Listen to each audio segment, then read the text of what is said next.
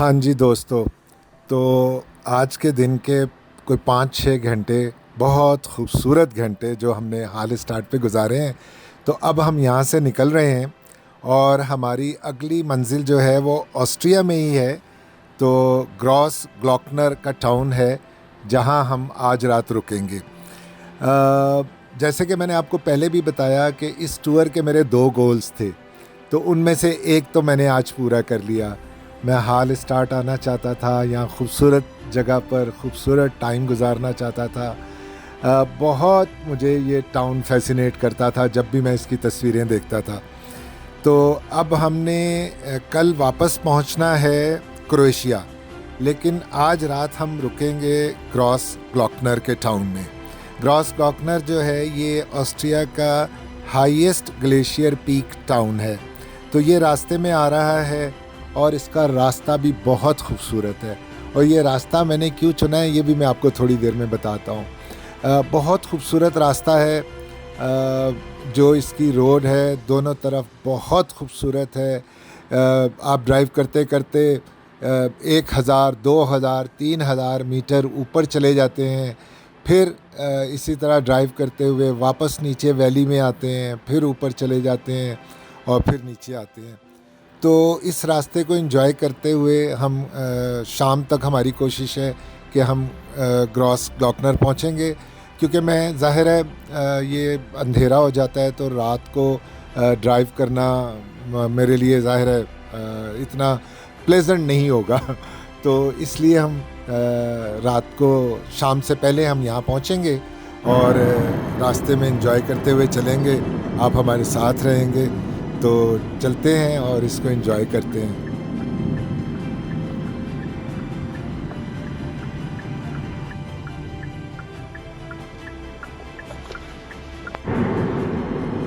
Canada में इस चीज़ की कमी है एक्चुअली। इस तरह वैलीज़ में, वहाँ पे मैंने इस तरह वैलीज़ में घर नहीं देखे। शायद उसकी वजह यह है कि वहाँ सर्दी ज़्यादा हो जाती है, तो उन सारी चीज़ों को मतलब आप इस तरह जहाँ सर्दी बहुत ज़्यादा हो जाती है, स्नो हो जाती है, तो मुमकिन नहीं है कि आप वैलीज़ में घर बना सकें। क्योंकि ऑस्ट्रिया में भी और स्विट्ज़रलैंड में भी सर्दियों में काफ़ी सर्दी हो जाती है, स्नो भी होती है, बट स्टिल ये लोग मैनेज कर लेते हैं। शायद इतनी ज़्यादा स्नो नहीं होती है। और आप देखें सामने हिल्स पे वंस अगेन काफ़ी ज़्यादा स्नो नज़र आ रही है इन हिल्स में। तो कितनी खूबसूरत ये सारा एरिया है, कितनी खूबसूरत सेटिंग है। बस अल्लाह ताला की माशाल्लाह शान है।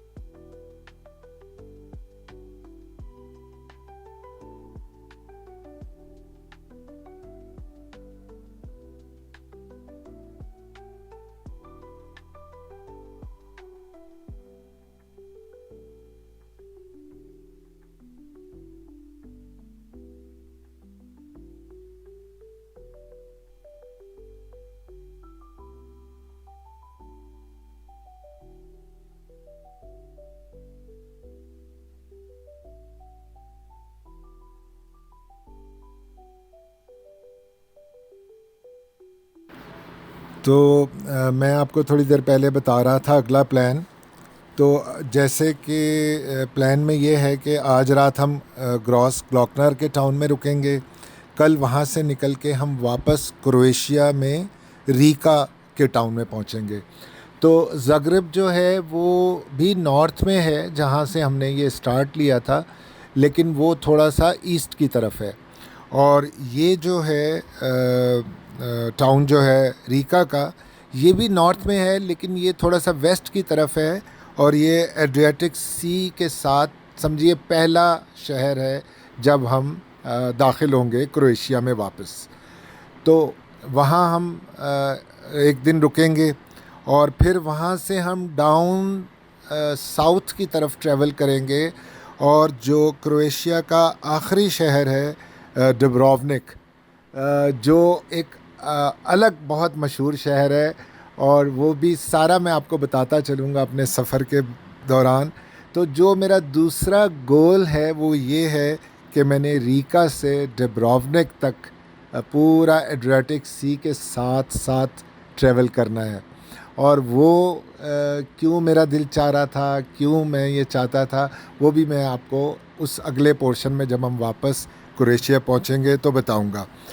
तो जब हम कल रीका पहुंचेंगे तो हमें बीच में फिर जैसे आते हुए हमने स्लोवेनिया क्रॉस किया था, हमने ईस्ट की तरफ से किया था, लेकिन इस दफ़ा हम उसके सेंटर में से गुज़रते हुए क्रॉस करेंगे।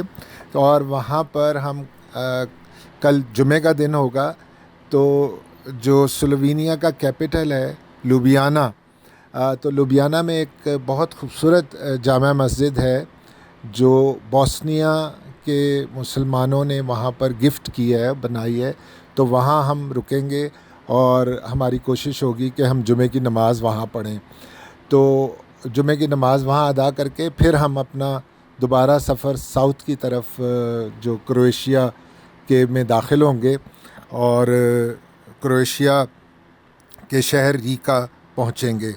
तो वो भी सफ़र बहुत खूबसूरत होगा। वो कोई 4.5 घंटे स्ट्रेट अगर हम जाएं, 350 किलोमीटर है।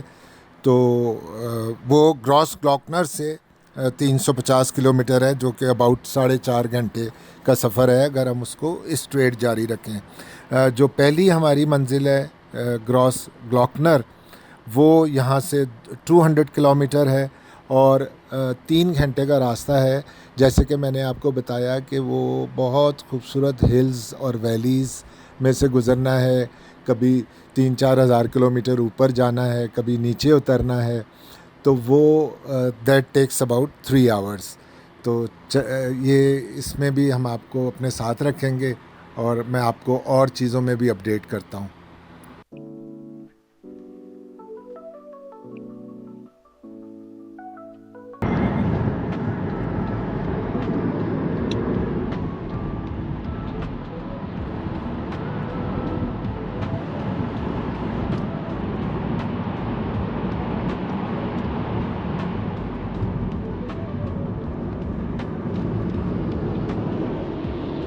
इधर देखें मेरे लेफ़्ट पे, माशाल्लाह खूबसूरती देखें आप।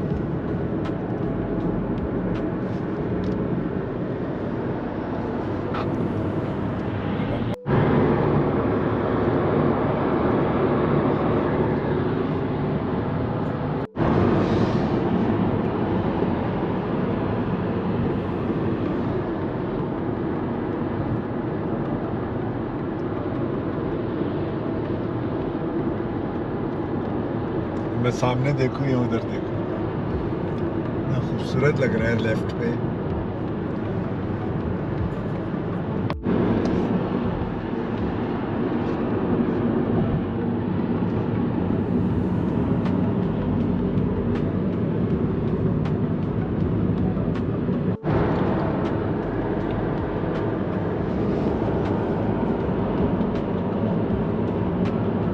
आप लोग अच्छी तरह एंजॉय करें ये सीनरी।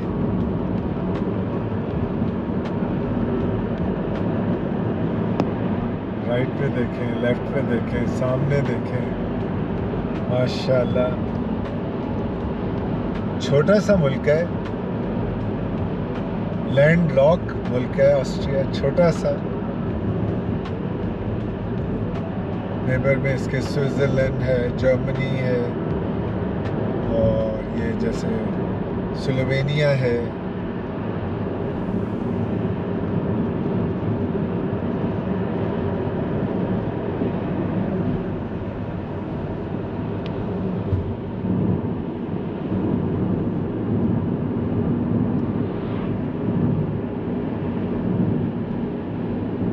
देखिए लेफ्ट पे, वहाँ पे वैली में ऊपर एक चर्च है बहुत बड़ा सा। और इसी तरह ये टाउन है, हमारे राइट साइड पे सारे गाड़ियों के शोरूम्स हैं। तो जैसे टाउन आया स्पीड 50 हो गई।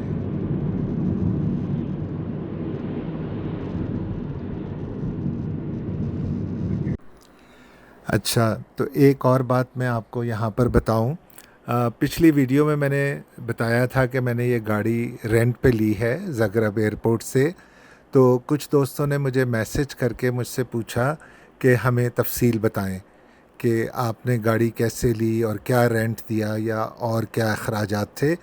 तो ये बड़ा अच्छा मौका है, चलें हम बातें भी करते जाते हैं, ड्राइव भी करते हैं। आपको बताता हूँ कि ये ज़ाग्रेब एयरपोर्ट से मैंने ये गाड़ी हायर की। तो जब हम पहले दिन वहाँ पहुँचे तो मैंने उस वक़्त उन कार रेंटल कंपनियों से चेक किया, उनकी वेबसाइट पे चेक किया, तो कोई भी ऑटोमेटिक गाड़ी अवेलेबल नहीं थी। यूरोप में आपको पता होगा कि बहुत सारे लोग ना मैनुअल गाड़ियाँ प्रेफर करते हैं, तो कोई अवेलेबल नहीं थी। फिर मैंने ये जो है booking.com इस पे चेक किया, तो मुझे लकीली ये एक गाड़ी मिल गई, किया सीड। गो के मैंने कभी ये गाड़ी यूज़ नहीं की थी, ना कभी पाकिस्तान में इसके बारे में सुना था, ना कनाडा में। तो खैर बहुत अच्छी गाड़ी है, मैंने आपको बताया था 7 स्पीड ऑटोमेटिक। और जो इसमें सबसे ख़ास बात है वो लेन असिस्टेंस की है। तो मैंने ये एक वीक के लिए की, यानी 8वें दिन मुझे वापस करनी है। तो इसका $300 इसका पूरे वीक का रेंट था। उसके अलावा जब मैंने उनको बताया कि मैंने ऑस्ट्रिया जाना है, तो उन्होंने कहा कि ये चूँकि आप एक मुल्क से दूसरे मुल्क में जाएंगे तो वो यूरोपियन उसी में है, तो वो यूरोपियन यूनियन का ही हिस्सा है, लेकिन वो एक बॉर्डर क्रॉसिंग काउंट होगी, तो उसके आपको €100 देने हैं। फिर मैंने बताया कि मैंने एक और मुल्क में जाना है कि जो यूरोपियन यूनियन का हिस्सा नहीं है, तो उन्होंने कहा $100 उसके भी देना होंगे। तो फिर खैर उन्होंने मुझे उस पर डिस्काउंट करके वो €150 कर दिया, और साथ ही 250 कॉम्प्रिहेंसिव इंश्योरेंस के थे, वो भी वेरी काइंडली उन्होंने उस पर भी मुझे डिस्काउंट दिया और उसको भी 150 कर दिया। तो €300 मैंने एडिशनल दिए और $300 इस गाड़ी के दिए। तो इन्जॉय कर रहे हैं इस गाड़ी को।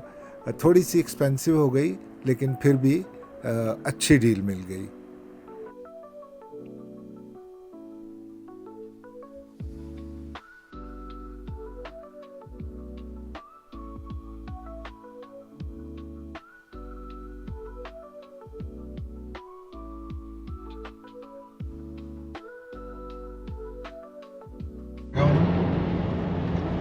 अब देखें आप कि ज़ाहिर है आप ऑस्ट्रिया के हाईएस्ट पॉइंट पे जाएंगे तो स्नो बढ़ जाएगी। अभी देखें कि ये माउंटेन जो है इस पर कितनी ज़्यादा स्नो है। कैन वी से like 40-50%। In 600 meters, continue straight.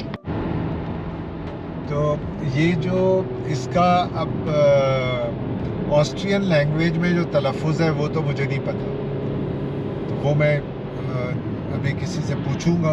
जब मैं अपने होटल पहुंचूंगा तो उसका मैं पूछूंगा। तो वैसे जो इसका इंग्लिश में है वो कुछ इस तरह है कि like Grossglockner, this is the highest point of Austria. अच्छा, I want to say something more here. मैं इस जो ये second portion of this journey है, पहला तो हाल स्टार्ट था, वहाँ मुझे जाना था, और जो दूसरा है तो ये मैं इंस्पायर हुआ था। ये लास्ट ईयर इंडिया के एक कपल हैं, उन्होंने मोटरसाइकिल पे वो यहाँ आए थे। उन्होंने जर्मनी में भी और ऑस्ट्रिया में भी बहुत खूबसूरत इन्होंने राइडिंग की थी, दोनों ने अलग अलग मोटरसाइकिल पे, and that was really really wonderful. वो दोनों इंडिया से हैं, किरण और किरण और सचिन। तो मैं अपना ये जो राइड है मैं उनको डेडिकेट करता हूँ। तो मैं उनसे इंस्पायर हुआ था। बहुत खूबसूरत उन्होंने मतलब राइड ये की थी लास्ट ईयर। तो मतलब ये जो हाल स्टार्ट है, यहाँ आने का मेरा दिल बहुत अरसे से चाहता था, कई सालों से। तो मैंने कहा व्हाई नॉट, कि ये जो है मैंने कहा कि दोनों ही चीज़ें कर ली जाए, हाल स्टार्ट भी कर लिया जाए और ऑस्ट्रिया का ये जो है ग्रॉस ग्लॉकनर। आई होप दैट कि मैं इसको सही प्रोनाउंस कर रहा हूँ। When I reach my hotel, I will ask them the correct pronunciation. तो एक तो ये इत्तेफाक हुआ कि ये हमारे हाल स्टेट से जो मैंने लुबियाना से होते हुए रीका क्रोएशिया वापस पहुंचना है, उसके तकरीबन रास्ते में ये ग्रॉस ग्लॉकनर आ रहा है। और दूसरे इस जगह पर मेरा भी ड्राइव करने को बहुत दिल चाह रहा था। जैसे कि मैंने अभी आपको बताया कि मेन वजह थी जो वो एक इंडियन कपल है जिन्होंने लास्ट ईयर मोटरसाइकिल पे ये सारा रीजन कवर किया था, किरण और सचिन। बहुत नाइस सा कपल है और इनका जो यूट्यूब चैनल है वो है रोम विद किरण एंड सचिन।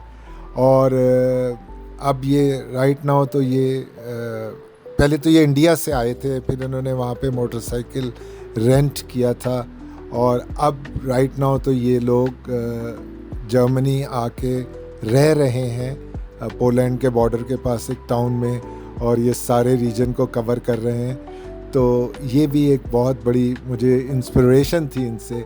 और मैंने जैसे कि कहा कि मैं अपनी इस आज की जो राइड है मैं उनको डेडिकेट करता हूँ।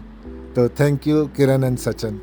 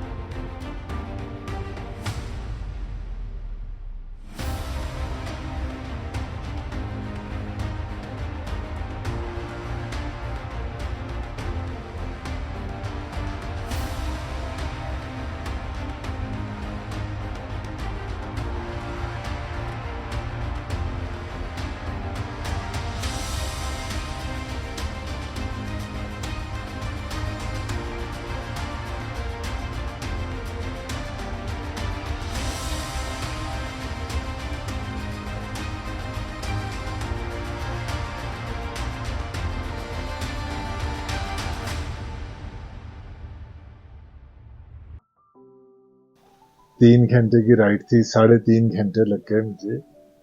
काफ़ी थका देने वाली राइड थी। लेकिन ये देखें हम अपने एयरबीएनबी में पहुँचे हैं और आप पीछे का भी देखें, खूबसूरती सीन देखें। और मैं आपको कमरा भी थोड़ा सा दिखा देता हूँ। अभी जो आखिरी हमारे 8-10 मिनट थे उसी दौरान मगरिब का नोटिफिकेशन आया है, तो मगरिब का टाइम हो गया है। कहा आपको थोड़ा सा ये दिखाऊं। ये हमारा रेस्ट रूम है, ये हमारा बेडरूम है।